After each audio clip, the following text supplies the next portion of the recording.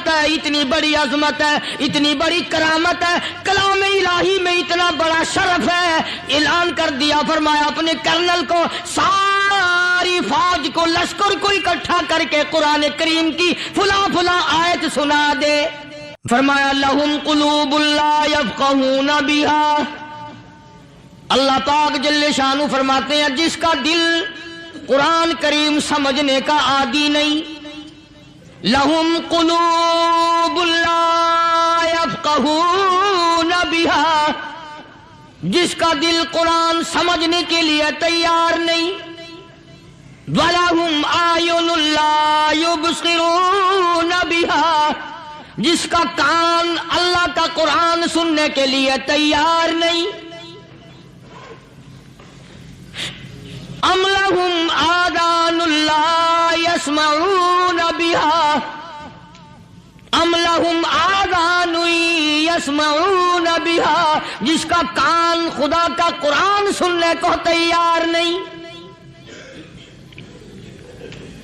خدائی فیصلہ سنو، اللہ کے قرآن کا فیصلہ سنو، اللہ کے کلام کا فیصلہ سنو، جس کا کان میرا کلام سننے کے لیے تیار نہیں، جس کو میرا قرآن سن کے مزہ نہیں آتا، جس کو میرا کلام سن کے حلاوت نہیں آتی، جس کو میرا کلام سن کے لذت نہیں آتی، جس کی روح تازی نہیں ہوتی، جس کو لطف نہیں آتا، جس کو کیف نہیں آتا، جس کو سرور نہیں آتا، جو میرا قرآن سننے کو تیار نہیں، جو میرا قرآن آنکھوں سے دیکھنے کو تیار نہیں، جو میرا قرآن سننے سمجھنے کے لیے تیار نہیں، آؤ پھر خدائی فیصلہ سنو، فرمایا اولئک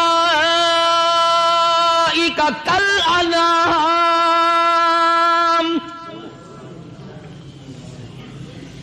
میرا فیصلہ نہیں، کسی پارٹی کا فیصلہ نہیں، کسی فرقے کا نہیں، کسی طبقے کا نہیں، کسی جماعت کا نہیں، فرمایا اولئک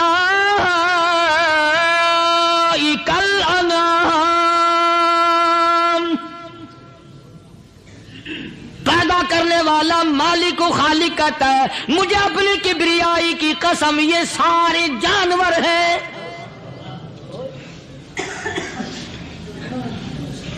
یہ سارے کے سارے جانور ہیں، یہ درندے ہیں جو ایک دوسرے کو چیر پاڑ کر کھاتے ہیں، یہ درندے ہیں جو ایک دوسرے کا خون پیتے ہیں، فرمایا بل ہم اضل، جانوروں سے بھی بدتر۔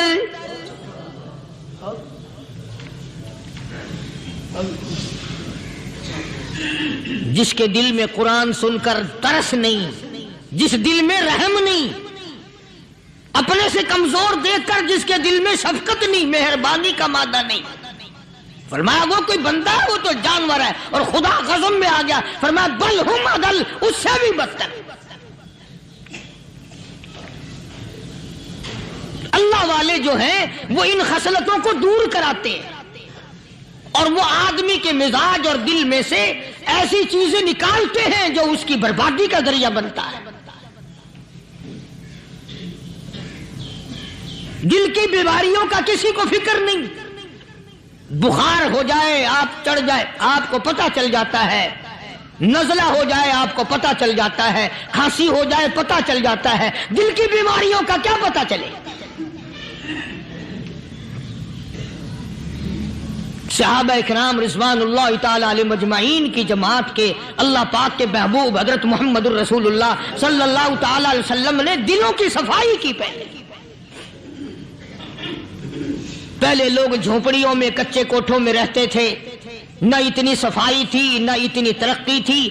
آج برتنوں کی صفائی دیکھو، کپڑوں کی صفائی دیکھو، مکان کی صفائی دیکھو، رات دن بس اسی دھندے میں لگے ہوئے، سارا دن برتن دھونے سے فرصت نہیں، سارا دن کپڑوں کے بناؤ اور سنوار میں فرصت نہیں۔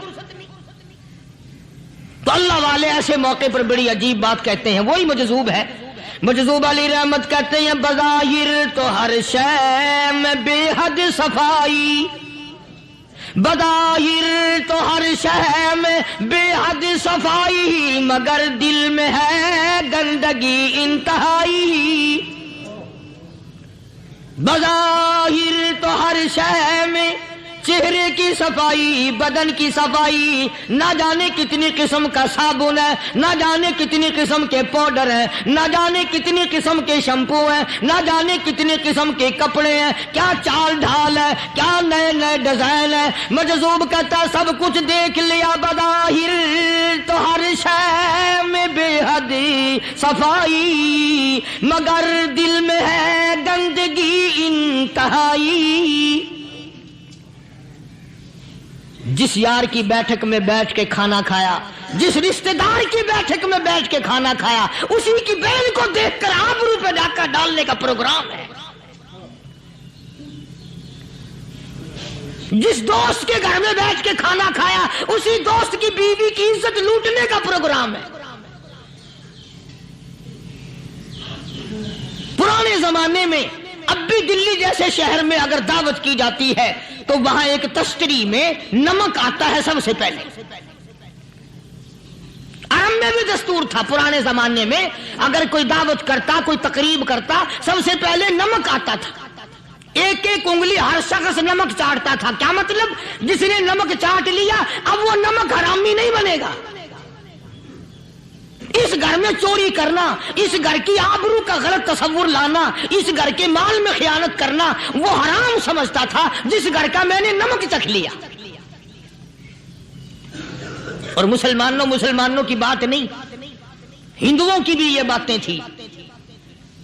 مولانا محمد علی صاحب جلندری سب قید رحمت اللہ علیہ فرمایا کرتے تھے کہ ایک سکھ تھا بہت بڑا ڈاکو، مسلمان اور ہندو مل کر اس کو ساتھ ملا کر کے لے گئے کہ یہاں اس گاؤں میں اس پنڈ میں ڈاکہ ڈالے۔ سفر کر کے گئے، تکلیف اٹھا کے گئے۔ اس سکھ ڈاکو نے پوچھ لیا کہ یہ کون سا گاؤں ہے کہ یہ فلانا ہے۔ اچھا سارے کے سارے یہ تلاش کرو، یہ سوچ بچار کرو، اپنے پنڈ کی، اپنے علاقے کی، کسی مسلمان کی، کسی ہندو کی، کسی سکھ کی، کسی چوڑے چمار کی اس گاؤں میں لڑکی تو نہیں؟ ہمارے یہاں سے کوئی لڑکی تو شادی ہو کے یہاں نہیں آئی ہوئی۔ ان ساروں میں سے کہنے لگا کہ ہمارے بھنگی کی لڑکی جمعدار کی یہاں آئی ہوئی ہے۔ کہنے لگا واپس چلو، بیٹی بیٹی ہے، چاہے بھنگی کی ہو یا نواب کی ہو۔ ارے کل بیٹی کا ڈولا دیا تھا، آج ڈاکہ ڈالیں گے، شرم نہیں آئے گی؟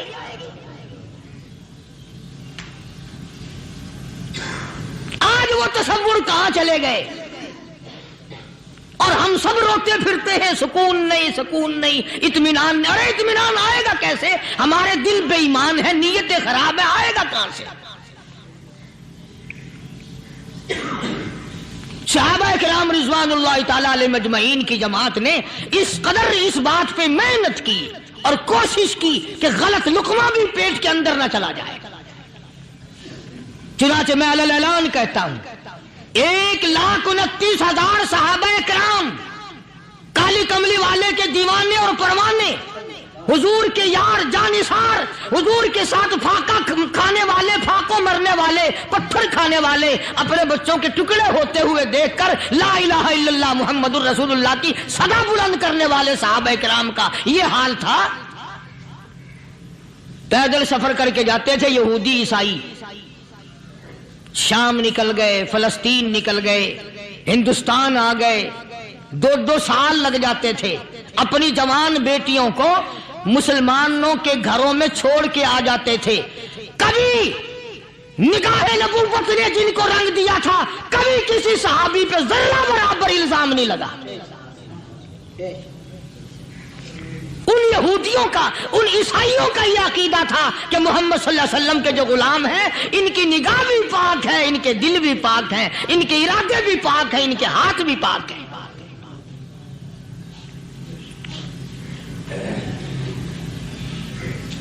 مصر کے گورنر نے، مصر کے جنرل کرنل نے خط لکھا سیدنا فاروق اعظم رضی اللہ تعالی عنہ کی خدمت میں، دور خلافت ہے حضرت فاروق اعظم کا۔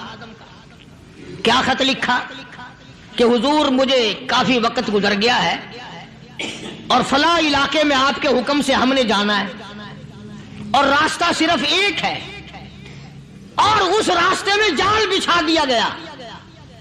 اب مجھے مشورہ دیں میں کیا کروں، حکم دیں مجھے۔ جال کیا بچھا دیا گیا کہ ہمیں پتہ چل گیا ہے عیسائیوں نے پروگرام بنایا सैकड़ों लड़कियां तलाश कर कर के बड़ी खूबसूरत हसीना इकट्ठी की हैं, उनको गाने बजाने की ट्रेनिंग दी है, उनको अच्छी अच्छी आवाजों वाली लड़कियां ढूंढ के लाए हैं, और उन्होंने ये प्रोग्राम बनाया कि जब मुसलमानों की फौज इस गली से गुजरेगी इन कोठों के ऊपर चढ़ के गाना बजाना करेंगे ताकि उनके दिल में बदमाशी आए और उनका बेड़ा गर्क हो।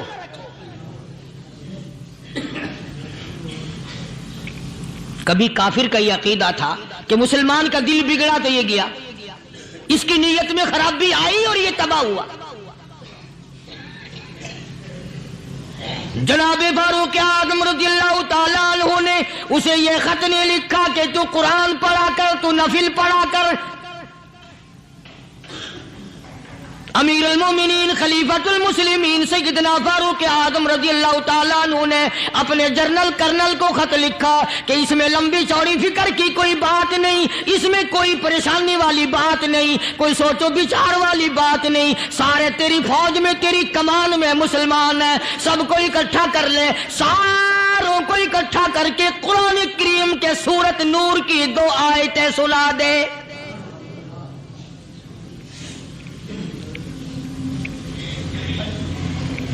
ये भी नहीं फरमाया कि सजा सुनाओ, इतने कोड़े लगेंगे, जो खिलाफ करेगा यूं कैद होगी, यूं कोर्ट मार्शल कर दिया जाएगा, कुछ नहीं। जनाबे फारूक आज़म रज़ियल्लाहु ताला अन्हु की राय देखो, उनके ख्याल में कुरान करीम में इतनी बड़ी ताकत है, इतनी बड़ी अजमत है, इतनी बड़ी करामत है, कलाम इलाही में इतना बड़ा शरफ है। ऐलान कर दिया, फरमाया अपने कर्नल को सारी फौज को, लश्कर को इकट्ठा करके कुरान करीम की फुला फुला आयत सुना दे।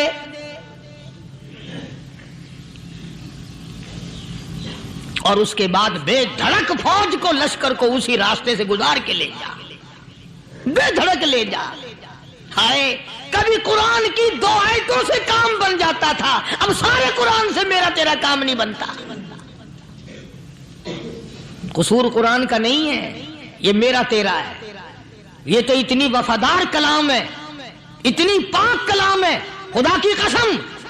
हजारों रजिस्टरों के गत्ते, हजारों चाय के डब्बे, हजारों मिठाई के डब्बे, लाखों करोड़ों दवाइयों के डब्बे गंदे नालों पे, कूड़ियों पे, रूड़ियों पे पड़े हैं, और जिस गत्ते ने कुरान के साथ यारी लगा ली, खुदा की कसम कोई आदमी बगैर वुजू उस गत्ते को भी हाथ नहीं लगा सकता। हजारों नहीं, लाखों कपड़े मार्केट में पड़े, पर जिस कपड़े ने कुरान से यारी लगा ली, जो कपड़ा जुज़दान बनकर कुरान पे चढ़ गया, लोग उसको भी चूमते हैं, और चूमना चाहिए। यारो, कपड़े ने कुरान से यारी लगाई तो कपड़ा अजमत वाला बन गया, गत्ते ने यारी लगा ली तो गत्ता बन गया। हजारों किस्म के कागजात रोजाना जलील होते फिरते हैं, जिस कागज पे कुरान लिखा गया वो अजमत पा गया, जिस स्याही से कुरान लिखा गया वो स्याही अजमत वाली बन गई। अरे अगर मुसलमान कुरान को अपने अंदर पैदा कर ले, उसकी अजमत को बसा ले, उसको अपना लाहे अमल बना ले, उसको अपने सर पे रख ले, तो क्या ये बंदा कुरान के साथ वफादारी करे तो कुरान, क्या ख्याल है, कुरान बेवफाई कर देगा?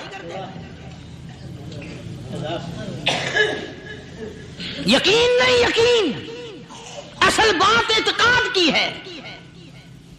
यकीन का तो यह आलम बना हुआ कि अगर कोई चोरी का मामला हो जाए और किसी पर शुभ हो, अगर उसे कहो कि कुरान उठा दे तो देर नहीं लगाएगा, और अगर कहे कि फलानी खानगाह का कुंडा मार दे, कि ये काम मैं नहीं करता। खानगाह के कुंडे पे ईमान है, कुरान पे ईमान नहीं। उस पर यकीन है कि पीर अंधा कर देगा, और यहां यकीन नहीं कि जिस खुदा ने पैदा किया, अगर मैंने झूठा कुरान उठाया तो वो बर्बाद कर देगा।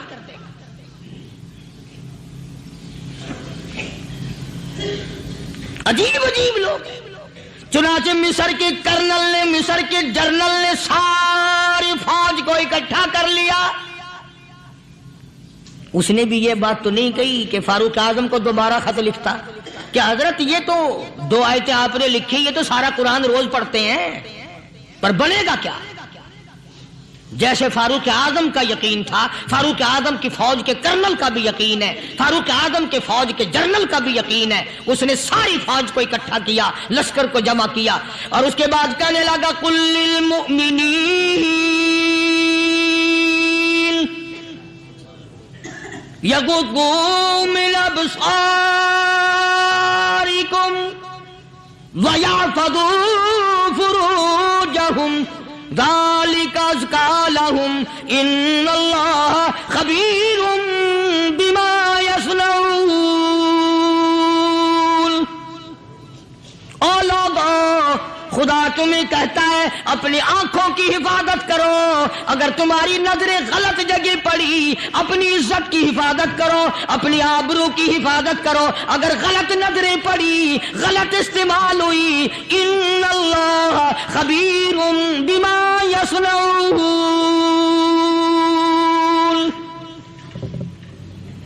اللہ پاک تمہاری ساتھ ساتھ ہے، وہ ہر چیز کو دیکھتا جائے گا، وہ ہر چیز تمہاری دیکھے گا۔ چنانچہ تاریخ شاہد ہے، ابن حشام نے لکھا ہے، ابن خلدون نے لکھا ہے، اور کئی مورخین نے لکھا ہے کہ جب مسلمان جرنل نے، مسلمان کرنل نے اپنی فوج کو قرآن کی 2 آیتیں سنائی اور اس کے بعد حکم دیا چلو، تمام کا تمام لشکر چل رہا ہے، ادھر ڈھول بجا، دھماکے بجے، گانا شروع ہوا، گانا بجانا شروع ہوا، ساری فوج نکل گئی، سارا لشکر چلا گیا۔ لڑکیوں نے دیکھا کہ یہ تو ختم ہو گئے، نیچے آواز دے کے کہنے لگی، اور جانے والوں یہ ساری فوج کئی اندھوں کی فوج تو نہیں؟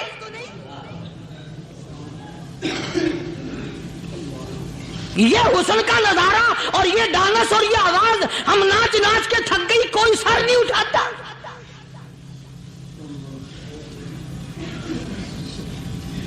اور آج دیکھ لیں آپ،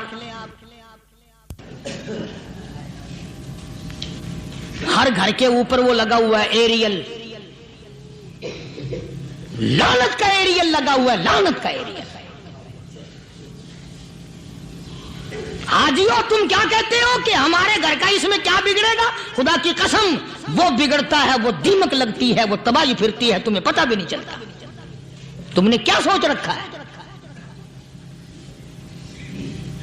مسلمان کرنل کے حکم پہ ساری فوج نکل گئی، ناچنے والی گانے والی لڑکیاں عیسائیوں کی حیران ہیں، کیا ہوا؟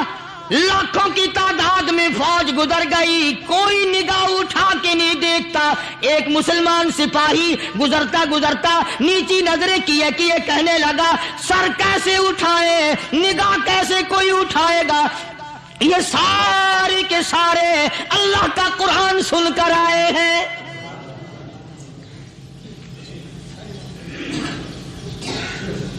کیسے کوئی نگاہ اٹھائے گا؟ کیسے کوئی سر کو اٹھائے گا؟ یہ سارے کے سارے اللہ کا قرآن سن کر آئے ہیں۔ ان کا عمل ہوا نا قرآن پہ، ان کے عمل کا کتنا بڑا اثر پڑا۔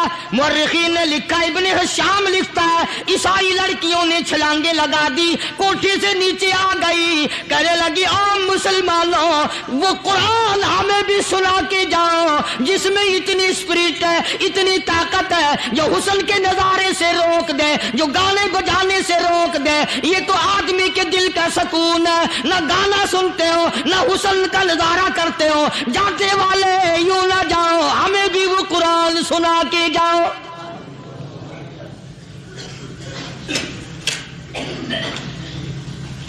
اس قرآن میں کتنی بڑی طاقت ہے، وہ کتنی عظمت ہوگی، اس میں اس کلام میں کتنی برکت ہوگی، جس کلام میں یہ تاثیر ہے کہ وہ ایسی ایسی چیزوں سے روک دیتا ہے۔ چنانچہ ایک مسلمان سپاہی چلتا بھی جاتا ہے اور کہنے لگا وَقُلْ لِلْمُؤْمِنِينَ وَقُلْ لِلْمُؤْمِنِينَ، قرآن کی آیت پڑھ کے سنائی۔ سینکڑوں نہیں بے شمار لڑکیاں ایک مسلمان کی زبان سے اللہ کا قرآن سن کے کہنے لگی اور جانے والوں چھوڑ کے نہ جاؤ، ہمیں بھی کلمہ پڑھاؤ۔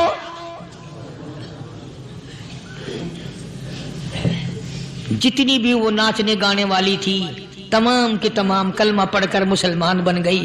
اور مورخین نے لکھا ہے آخری دم تک قرآن کی شیدائی اور دیوانی بن کے گزری ہے۔ پھر وہ لڑکیاں جو رات دن حسن و جمال کا پیکر بنی رہتی تھی، علماء نے لکھا ہے جب موت آئی ایک ایک کے بدن میں کپڑے لباس میں موت آئی تو 50-50 ٹاٹی لگی ہوئی تھی۔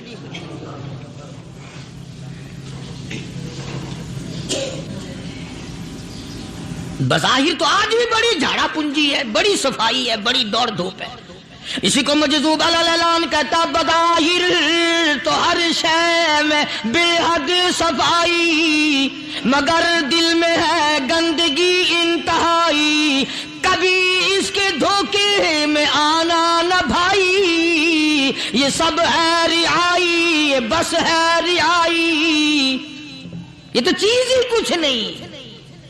بڑے بڑے دھندے ہمیں پلٹتے دیکھے، بڑے بڑے نظام بگڑتے دیکھے۔ محمد عربی صلی اللہ تعالی علیہ وسلم کے دربار میں بڑے بڑے لوگ آتے تھے۔ اللہ غنی، نگاہ نبوت نے جس کو رنگ دیا، سبحان اللہ، پھر قیمت تو بن گیا، وہ اسلام کی دولت سے پیچھے نہ ہٹا۔ کوئی پیچھا پھر کے دیکھا ہی نہیں کہ ہم کیا کر رہے ہیں۔ ایک لذت تھی، ایک کیف تھا، ایک سرور تھا صحابہ کرام میں۔ کہاں سے وہ چیز ہم لائیں؟ کیسے ہم میں وہ چیز پیدا ہوگی؟ جنگ بدر ہوا، بڑی بہترین بات ہے، توجہ لکھ کے لے جاؤ، انشاءاللہ قبروں میں دعائیں دو گے۔ جنگ بدر ہوا، 70 سے زیادہ کافر پکڑے گئے، مدینے میں پکڑ کے قیدی بنا کر کے لائے گئے۔ تنگ دستی کا زمانہ ہے، 1 سال نہیں ہوا مسلمان اجڑ کے آئے تھے، مار کھا کے آئے، پریشان ہو کر آئے، دن دولت چھوڑ کر لٹا کر آئے، ان کے پلے کیا تھا؟ شام کا وقت ہوا، مدنی کریم صلی اللہ تعالی علیہ وسلم نے مسجد کے دروازے میں کھڑے ہو کر اعلان فرما دیا، کون ہے، کون ہے جو میرے مہمانوں کو کھانا کھلائے؟ اور وہ مہمان کوئی شہنشاہ نہیں تھے، ہیں بھی کافر، ہیں بھی اسلام کے دشمن، آئے بھی صحابہ کرام کو مارنے، میدان جنگ سے پکڑ کے لائے گئے، جنگی قیدی ہیں۔ اس نبی کی طرف کبھی منہ کیا کر جس نبی کا تو غلام ہے، امتی بڑا پھرتا ہے۔ فرمایا کون ہے جو میرے مہمانوں کو کھانا کھلائے؟ صحابہ کرام میں سے کسی نے 2 پکڑ لیے، کسی نے 1 کو ساتھ لے لیا۔ ایک بنادار سا غریب سا صحابی ہے، اس نے ساتھ لے لیا ایک مہمان اور گھر لے کے گیا۔ بیوی کو کہنے لگا کہ کھانا کتنا ہے کہ بس 1 آدمی جوگا ہے، 1 آدمی کی کافی ہوگا۔ کان میں کہنے لگا اپنی بیوی کے، دستور تھا عرب کا، مہمان اور میزبان اکٹھے کھایا کرتے تھے۔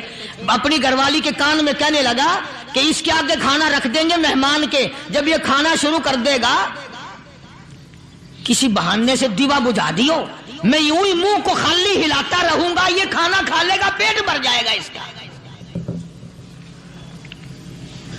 چنانچہ کھانا آگے رکھ دیا، جو کچھ بھی تھا، اس نے کھانا شروع کیا کہ جی آپ بھی کھائیں، کہ ہاں ہاں میں بھی کھا رہا ہوں۔ بس یوں ہی کھانے میں بھی ہاتھ لگائے، منہ کو بھی ہاتھ لگائے اور منہ کو چلائے بھی برابر۔ بیوی نے چراغ بجھا دیا۔ یہ عمل تو صحابی کر رہا ہے اپنے گھر میں۔ ادھر قرآن کریم نازل ہو گیا محمد کریم صلی اللہ علیہ وسلم کی ذات پہ، فرمایا وَيُؤْثِرُونَ عَلَىٰ أَنفُسِهِمْ وَلَوْ كَانَ بِهِمْ خَصَاصَةٌ وَمَن يُوقَ شُحَّ نَفْسِهِ فَأُولَٰئِكَ هُمُ الْمُفْلِحُونَ۔ اور میرے محبوب مبارک ہو، تیری امت میں ایسے لوگ بھی ہیں جو اپنا منہ خالی ہلا رہا ہے، بیوی بھوکی بیٹھی ہے، چراغ بجھائے بیٹھی ہے اور اپنے ہاتھ کو خالی چلا رہا ہے اور میرے بندے کا پیٹ بھر رہا ہے۔ اور میرے محبوب مجھے اپنی عظمت کی قسم، میں تیری ان دیوانوں پہ جنت واجب کر چکا۔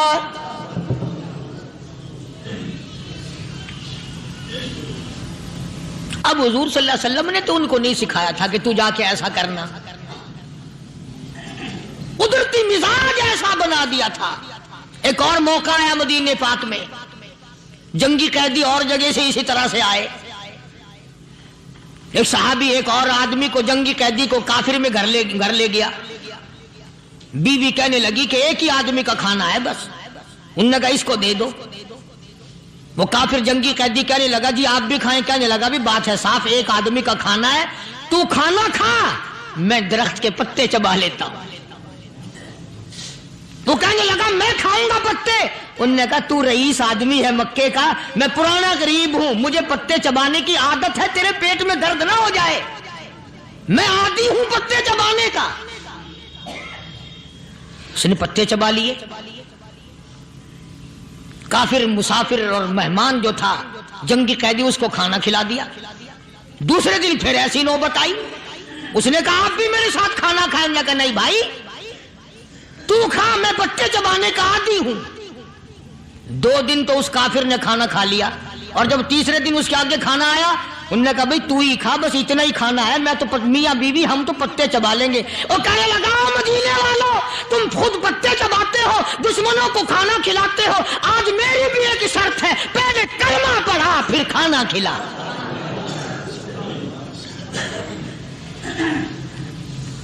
آج میری بھی ایک شرط ہے۔ 2 دن کے عمل نے کفر کو مٹا دیا، اسلام چمک گیا۔ 2 دن کے عمل نے، میرا تیرا 60 سال کا عمل ہے، کبھی کسی کافر کو مسلمان بنایا؟ الٹے ہی کام، ہر غلط، ہر معاملہ الٹا ہی ہے۔ ہر آدمی بیزار ہوتا ہے، یار دین تو کچھ نہیں، یار اسلام کچھ نہیں، یارو ایمان کچھ نہیں۔ اسی کو قرآن کریم نے للکار کے آواز دے کے فرما دیا لوگوں ایسی گڑبڑ نہ کرو ورنہ میں وہ خدا ہوں فَأَخَذَتْكُمُ الصَّاعِقَةُ وَأَنْتُمْ تَنظُرُونَ۔ جبریل امین نے ایک چیخ ماری، ساری قوم کے جگر پھٹ گئے۔ میں وہ خدا ہوں، لا تركضوا وارجعوا إلى ما أترفتم فيه ومساكنكم لعلكم تسألون۔ لوگ مکان چھوڑ کے بھاگتے ہیں، ماحول چھوڑ کر بھاگتے ہیں، معاشرہ چھوڑ کر کے بھاگتے ہیں۔ خدا کہتا آؤ، جن مکانوں پہ تمہیں ناز تھا وہ یہ کھڑے بھاگ آ رہے۔ اسی کو قرآن کریم کہتا ہے ان الذین قالوا ربنا اللہ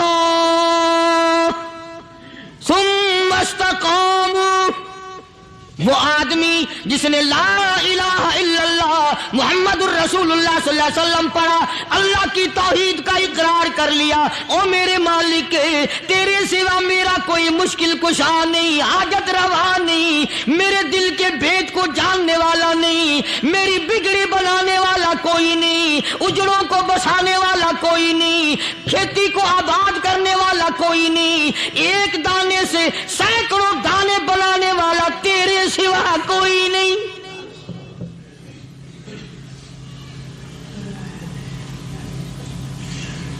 کھیتوں میں جاؤ،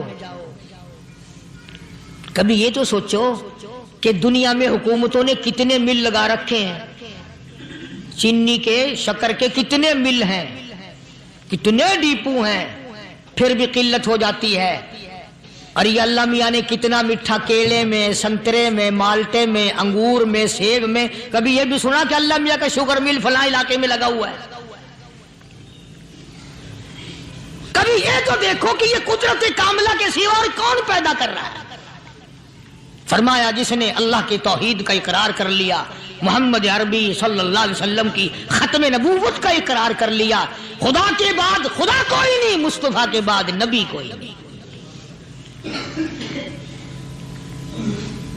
پھر قرآن نے شرط لگائی ثم استقاموا، پھر اس پر جمع رہے، ڈٹا رہے، یوں نہیں کہ کبھی ادھر لڑک گیا کبھی ادھر لڑک گیا۔ لوگ تو بدل جاتے ہیں، لوگوں کا کیا ہے؟ پچھلے سال کی بات ہے، یہیں مغرب کی نماز کے بعد گرمی کے موسم میں یہاں بیٹھا ہوا تھا باہر، آگے شہر کے وہ آدمی وہ کہنے لگے جی ایک کام آئے ہیں۔ میں نے کہا کیا؟ کہ 25,000 روپے چوری ہو گیا ہمارا، بتاؤ ہمیں۔ میں نے کہا مجھے کیا پتا؟ انہوں نے کہا نہیں سارا شہر کہتا ہے کہ قاریہ نہیں بتا دیتا ہے۔ میں نے کہا اچھا یہ یوں نہیں جانے کا؟ میں نے کہا پھر آدھے لوں گا۔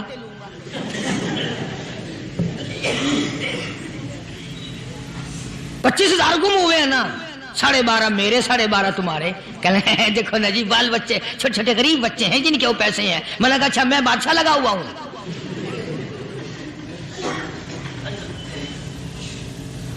انہوں نے کہا جی سودا مہنگا. میں نے کہا پھر کہیں اور چلے جاؤ.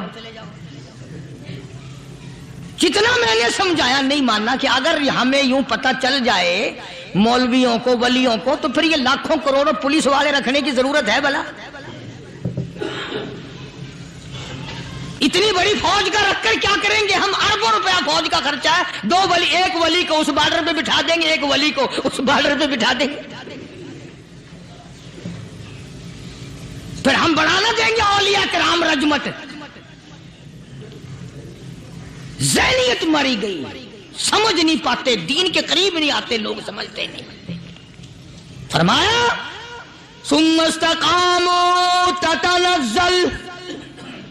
تتنزل علیہم الملائکۃ الا تخافوا ولا تحزنوا وابشروا بالجنہ التی کنتم توعدون.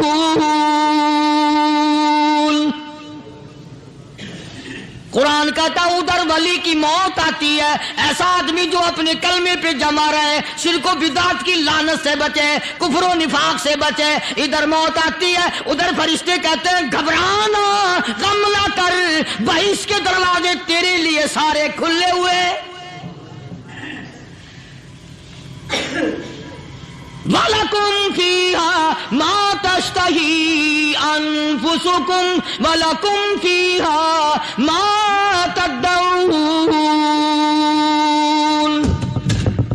فرمایا ہم تمہاری ہر اس تمنا کو پورا کریں گے، ہر اس آرزو کو پورا کریں گے. جو مانگو گے وہی ملے گا، جو کہو گے وہی دیا جائے گا. نحن اولیاؤکم فی الحیات الدنیا وفی الآخرہ.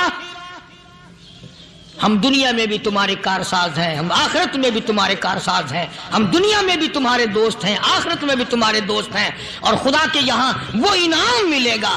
اللہ غنی، رائی کے دانے کے برابر نیکی کی ہوگی، جب پہاڑوں کے برابر ثواب ملے گا تو آدمی حیران ہوگا یا اللہ تیرے جیسا بینک تو کسی کا بھی نہیں.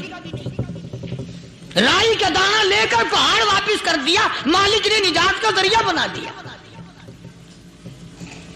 فرمایا نزلا من غفور رحیم. یہ مہمانی ہے پروردگار عالم کی طرف سے. قرآن اعلان کر کر کے کہتا وبالاسحار هم یستغفرون.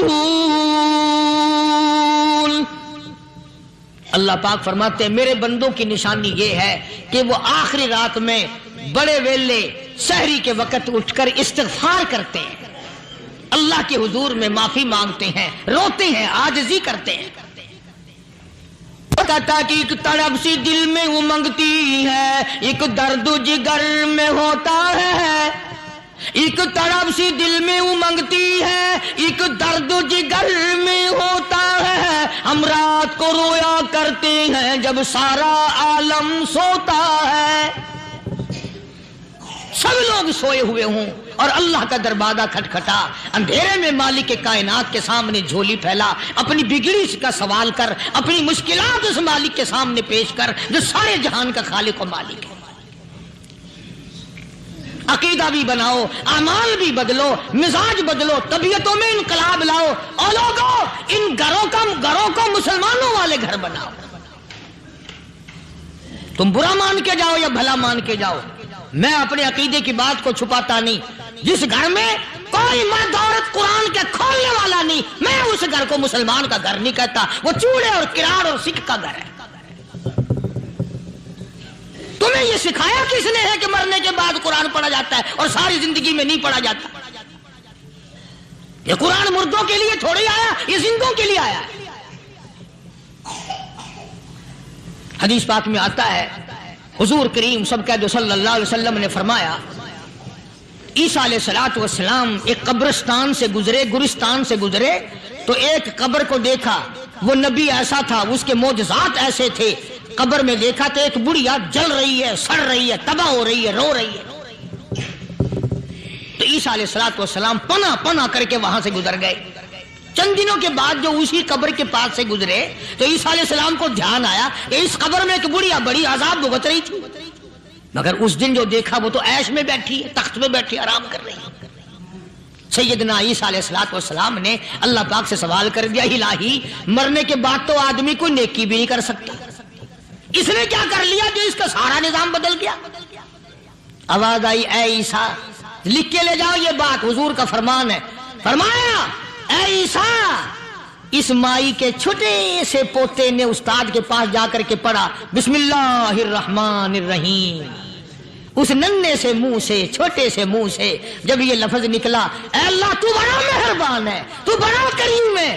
عیسیٰ چھوٹے سے منہ سے جب نکلا، وہ تو معصوم تھا، اس کے منہ سے جب نکلا نا کہ میں بڑا مہربان ہوں، میں نے اس معصوم بچے کے صدقے میں اس کی دادی پہ کرم کر دیا.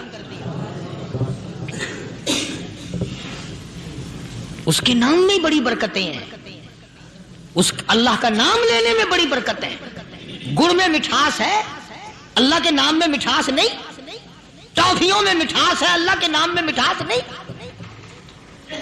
تم نے چکھ کے نہیں دیکھا، اگر تم چکھ لو خدا کی قسم دنیا کی کوئی چیز اچھی نہ لگے اللہ کے نام کے مقابلے میں. اللہ پاک مجھے اور آپ سب کو اپنا نام لینے کی توفیق عطا فرمائے، اپنے قرآن کی تلاوت کرنے کی توفیق عطا فرمائے، اور اپنا ذکر اور اپنا فکر اور اپنے شکر کی توفیق عطا فرمائے. اور اللہ پاک ہم سب کو یہ ہمت دے کہ مرتے دم تک ہم قرآن سے یاری کریں، قرآن سے وفاداری کریں. جیسے بہادر فرمانے لگے، جو یوں کہے گا میرے نبی فوت ہو گئے میں اس کی گردن اتار ماروں گا. میرا نبی فوت نہیں ہو سکتا، میرا نبی دنیا سے نہیں جا سکتا، میرا نبی ہمیشہ ہمیشہ کے لیے رہے گا. لیکن جناب ابو بکر صدیق نے قرآن کریم کی آیت سنا کر کے سمجھایا. فرمایا وما محمد الا رسول قد خلت من قبلہ الرسل.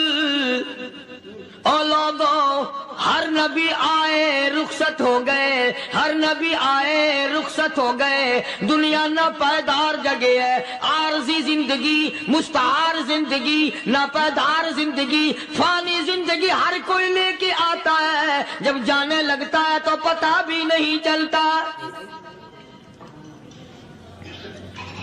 اس لیے مجذوب کہتا کہ سونے چاندی کی چمک بس دیکھنے کی بات ہے، سونے چاندی کی چمک بس دیکھنے کی بات ہے. اور 4 دن کی چاندنی پھر اندھیری رات ہے، قبر میں ہمیشہ اندھیرا رہے گا.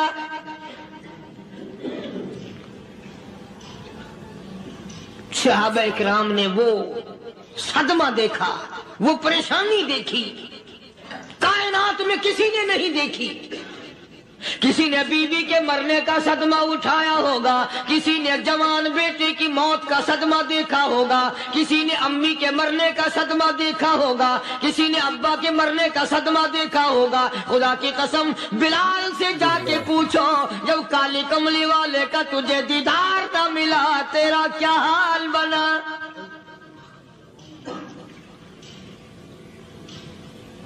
صحابہ اکرام نے وہ عشق نبھایا، کمال کر دیا.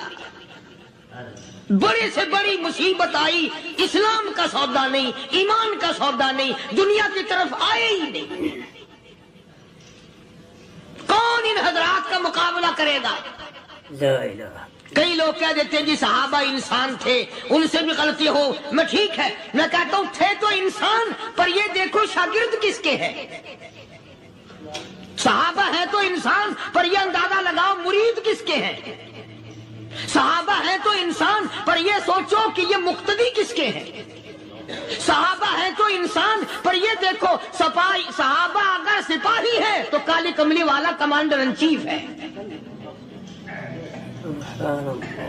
براہ راست محمد عربی صلی اللہ علیہ وسلم کی صحابہ شاگرد ہیں، صحابہ حضور کے مرید ہیں، صحابہ حضور کے مقتدی ہیں، صحابہ حضور کی فوج کے سپاہی ہیں. ایک ایک نے کمال کر دیا. جناب ابو بکر صدیق رضی اللہ تعالیٰ عنہ فرماتے ہیں میں اچانک محلے میں جا نکلا. ابو بکر کہتا ہے میری یہ عادت تھی شروع پہ جو اسلام آیا مکے میں، چودھری مارتے ہیں، رئیس مارتے ہیں، سردار مارتے ہیں، کمزوروں کو مارتے ہیں. جو کلمہ پڑھتا تھا پہاڑ ٹوٹ جاتے تھے. پیر پکڑ کر مکی کی گلیوں میں گھسیٹا جاتا تھا، چمڑا ادھر جاتا تھا. آج یہ بات کہنا بڑا آسان ہے. تبلیغی ساتھی سفر کرتے ہیں، تکلیف اٹھاتے ہیں، اگر جی جاؤ کافروں کو کلمہ سکھا کے آؤ. اور کلمہ تو تیرے پلے نہیں تو کافروں کو تو پھر پہنچائیں گے نا. 80 سال کی عمر ہے، کلمہ صحیح نہیں آتا. قبر بالکل سر پہ ہے، موت سر پہ ہے، قبر سامنے ہے، پھر بھی کلمہ نہیں آتا. اور میں تو کئی مرتبہ کہا کرتا ہوں کہ یہ بھی فکر کیا کرو کہ اس نبی کی ذات پر تم درود پاک پڑھتے ہو صلی اللہ علیہ وسلم، جس کی ذات پہ خود خدا درود بھیجتا ہے، فرشتے بھیجتے ہیں. ہزاروں بار مجھ کو عنبر سے منہ دھو کر کے اگر درود پڑھو تو ڈرنا چاہیے بے ادبی نہ ہو جائے. تو غلط ہو درود پڑھتا ہے نبی کی ذات پہ.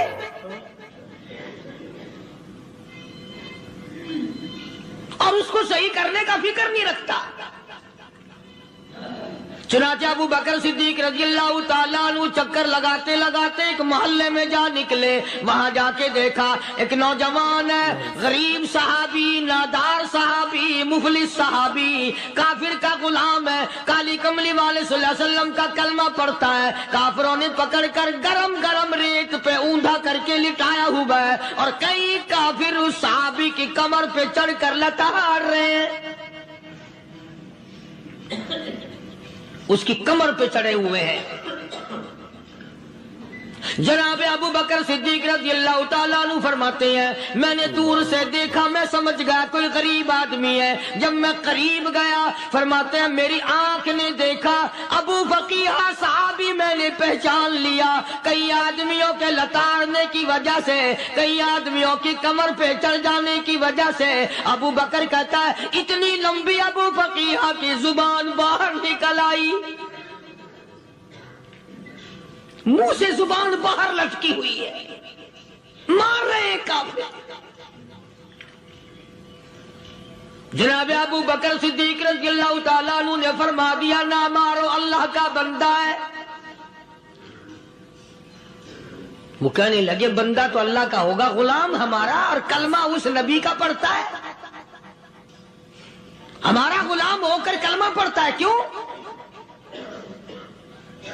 جب تک جان سے نہ مر جائے گا ہم چھوڑیں گے نہیں، ہم اسے ختم کر کے دم لیں گے. اس نبی کا کلمہ پڑھتا ہے، ہمارے سامنے پڑھتا ہے.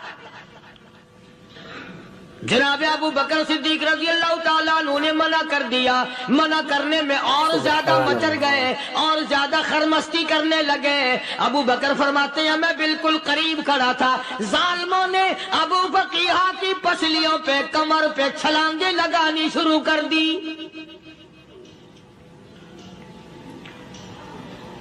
جناب صدیق اکبر رضی اللہ تعالیٰ عنہ فرماتے ہیں میں بالکل قریب کھڑا تھا جب انہوں نے چھلانگیں لگائیں صحابی بے نوا اور مفلس غریب صحابی کی کمر پہ. اچانک میرے کانوں میں کڑاک کڑاک کر کے پسلیاں ٹوٹنے کی آواز آنے لگی.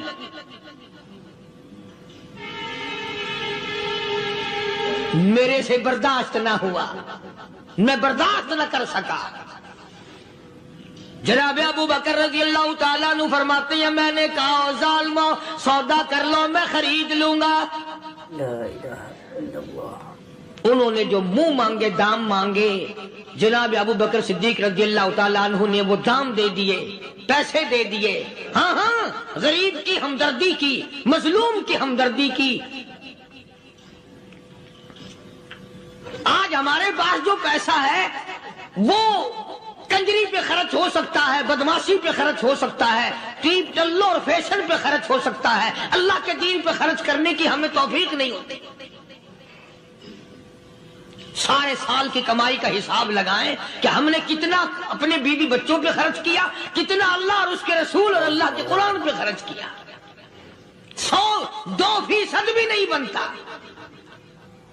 جناب ابو بکر رضی اللہ تعالیٰ عنہ نے ابو فقیہ رضی اللہ تعالیٰ عنہ کو خرید لیا، کافروں کے نیچے سے نکال لیا، کپڑے جھاڑے، زخموں پہ مرہم پٹی کی۔ ابو بکر دوڑے دوڑے پانی کا پیالہ لے آئے اور فرمانے لگے ابو فقیہ تجھے بڑی مار پڑی ہے، بڑی تکلیف پہنچی ہے، میں نے تیری زبان باہر لٹکی ہوئی دیکھی، نکلی ہوئی دیکھی، خشکی آ گئی ہوگی، زبان پہ کانٹے جم گئے ہوں گے، تھوڑا سا پانی پی لے۔ ابو فقیہ کہتا ابو بکر تیرے احسان کا بدلہ خدا دے گا، تیری مہربانیوں کا بدلہ خدا دے گا، میں نہیں دے سکتا، تو نے پیسے خرچ کر کے مجھے آزاد کرایا، میں تجھے دعا دے سکتا ہوں، میں غریب ہوں، میں نادار ہوں، میں مفلس ہوں، میں مسکین ہوں، اور ابو بکر تنگ نہ کر، میں پانی پی نہیں سکتا۔ کیا بات ہے، کیوں پانی نہیں پی سکتا؟ کہنے لگا ابو بکر تجھے کیا معلوم ہے جن کی وجہ سے میری پسلیاں توڑ دی گئی، جن کی وجہ سے مجھے مارا گیا، جن کی وجہ سے مجھے لتاڑا گیا، جن کی وجہ سے میری پسلیاں توڑی گئی، جن کی وجہ سے میرا یہ حال کیا گیا، جب تک میں آقا کا دیدار نہ کر لوں میں پانی کی بوند پی نہیں سکتا۔ مجھے پہلے شربت دیدار پینا ہے، میں نے سرکار مدینہ صلی اللہ علیہ وسلم کی زیارت پہلے کروں گا، پانی بعد میں پیوں گا۔ او ابو فقیہ تجھے تو بڑی سخت مار پڑی ہے، تجھے تو بڑی تکلیف پہنچائی گئی ہے، میں تجھے حضور کے دربار میں لے کے چلوں گا، تو پانی تو پی لے۔ کہتا کوئی مجنون بتاتا ہے، کوئی کہتا ہے دیوانہ، کوئی مجنون بتاتا ہے، کوئی کہتا ہے دیوانہ، یہ تو مرض عشق احمد کا ہوا بیمار میں بھی ہوں۔ اور ابو بکر تجھے کیا معلوم ہے مجھے عشق لگا ہوا ہے، مجھے سوز و گداز لگی ہوئی ہے، میں اپنے دل میں کسی کو بسائے بیٹھا ہوں، جب تک اس آقا کا دیدار نہ کر لوں مجھے چین نہیں آئے گا۔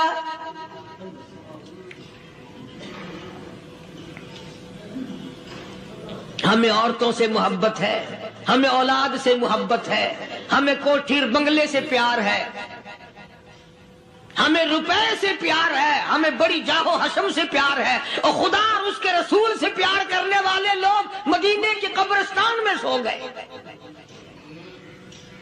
قرآن سے پیار کرنے والے لوگ حضور کے درباری لوگ وہیں سو گئے۔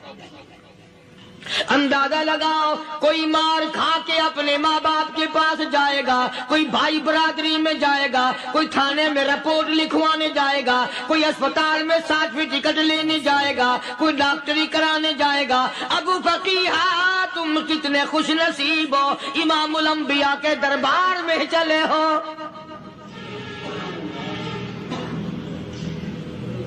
حضور اکرم سب کہہ دو صلی اللہ علیہ وسلم کے دربار میں ابو فقیہ کو لایا جا رہا ہے۔ علماء نے لکھا ہے کہ جب ابو فقیہ حضرت کے دربار میں پہنچے تو خبر تو پہلے تھی نا کہ بڑی مار پڑی ہے، رحمت کائنات نے اٹھ کر سینے سے لگا لیا۔ تشریف فرما ہوئے، فرمایا ابو فقیہ جی حضور میں نے سنا ہے تو نے پانی نہیں پیا، اتنی مار پڑی تیری پسلیاں توڑ دی گئی، تیری کمر پہ چھلانگیں لگائی گئی، تجھے گرم گرم لیپ پہ لٹایا گیا، تیری زبان باہر نکل آئی، اور میں نے سنا ہے تو نے پانی نہیں پیا۔ کہتا ہے آقا ہاں نہیں پیا۔ فرمایا کیوں نہیں پیا؟ کہتا ہے آقا میں اس وقت پانی پیتا میرے منہ میں صرف پانی جاتا، اب پیوں گا ہاتھ تیرا ہوگا منہ میرا ہوگا، پانی میرے منہ میں جائے گا، مجھے حوض کوثر کا مزہ یہی آ جائے گا، مجھے لطف آئے گا محمد عربی صلی اللہ علیہ وسلم کے ہاتھ سے پانی پینے کا۔ علماء نے لکھا ہے کہ حضرت نے جب اپنے رحمت والے ہاتھ سے ہاں وہ انگلی چاند کو اشارہ کیا، جگر پھنس کر ٹکڑے ہو گئے. وہ انگلی اشارہ کیا، سورج واپس ہو گیا. وہ انگلی درخت اپنی جڑیں چھوڑ کر پیغمبر کے قدموں میں آ گئے. وہ انگلی جن میں کنکر پہاڑ کے لیے تو کلمہ پڑھنا شروع کر دیا. وہ انگلی اونٹ کی طرف کی تو بول پڑا. وہ انگلی چڑیا سامنے آئی تو انہوں نے شکایت کر دی. وہ انگلی جن کو دیکھ کر کے بیت اللہ پھر گیا.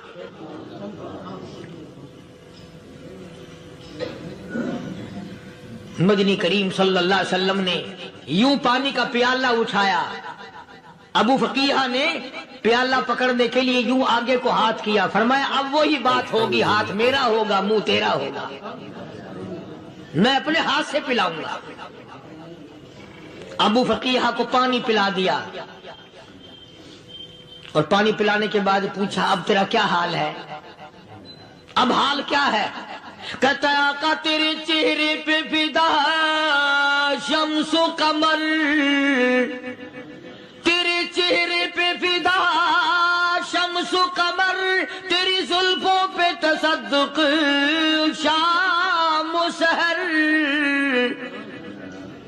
تیرے چہرے پہ فدا شمس و قمر، تیری زلفوں پہ تصدق شام و سحر، رخسار پہ ٹھہرے کس کی نظر، تیری بانکے ادا کا کیا کہنا، اور کالی کملی والے تیری زیارت ہوئی سارے دکھ بھول گیا، میرے سارے غم ٹل گئے، میرے سارے دکھ دور ہو گئے، میری ساری پریشانی دور ہو گئی، اور میں تو اب مزے میں ہوں. جناب ابو بکر صدیق رضی اللہ تعالیٰ عنہ نے مال خرچ کیا، صحابہ کرام کی جانیں بچائیں.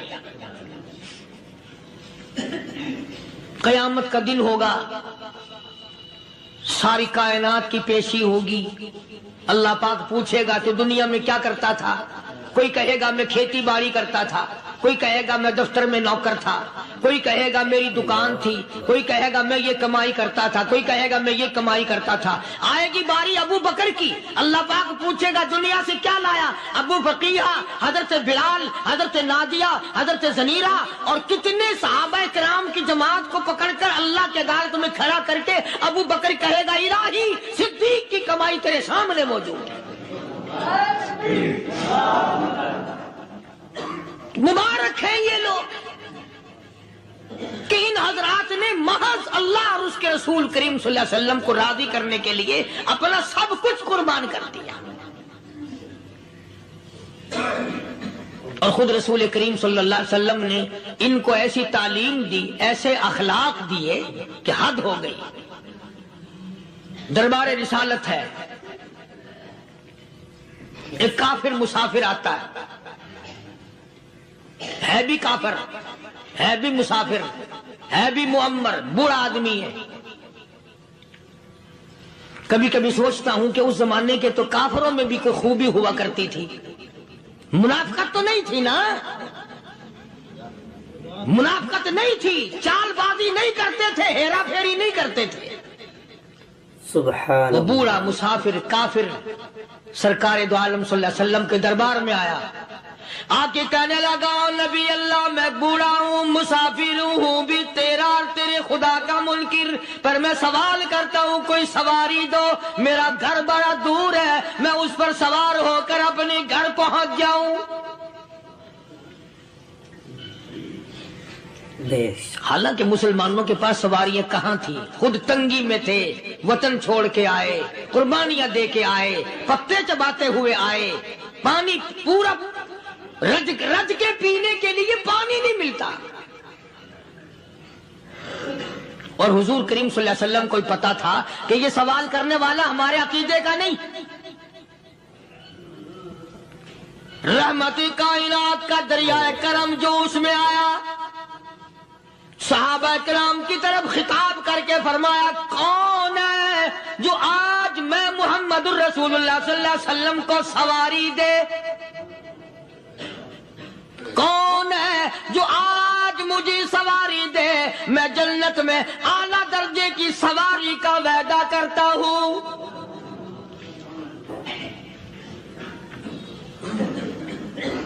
حضرت عبادہ بن ثابت رضی اللہ تعالیٰ عنہ صحابے اٹھے اور اپنی ڈاچی اپنی اونٹنی حضور کے ہاتھ میں پکڑا دی اور حضور نے اس مسافر کو دے دی کہ لے بھائی سواری تجھے مل گئی۔ اب وہ مسافر جو تھا بوڑھا وہ کہنے لگا جی میرے پاس کپڑا بھی نہیں ہے۔ اب تم جیسا اگر کوئی سیٹ ہوتا نا آنکھیں نکالتا کہ ہم نے تیرے لیے یہاں کو ٹیکسٹائل مل چلا رکھے، سواری مل گئی تو اور آگے کو چل گیا، راستہ پکڑا پڑا جا۔ خدا جانے دھکے دیتے، خدا جانے مکے مارتے، خدا جانے کتنی باتیں بناتے۔ امام الانبیاء محبوب کبریا حضرت محمد مصطفیٰ صلی اللہ تعالی علیہ وسلم پھر کھڑے ہو گئے،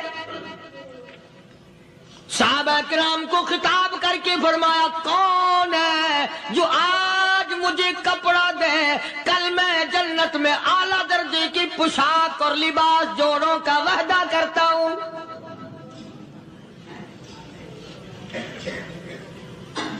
ایک صحابی نے اپنا کپڑا اتار کر حضور کے ہاتھ میں دے دیا صلی اللہ علیہ وسلم، یعنی ان کو کتنا یقین ہے حضور کی زبان پہ۔ سودا جنت کا ہو رہا ہے، زبان ہے کالی کملی والے کی، سودا ہو رہا ہے جنت کا۔ اور آج تمہیں سارا قرآن سنا دو، اس سنانے والے کا بھی ڈھلا تے سننے والا مولوی کہتے رہتے ہیں یار کوئی بات نہیں، جنت کس نے دیکھی ہے؟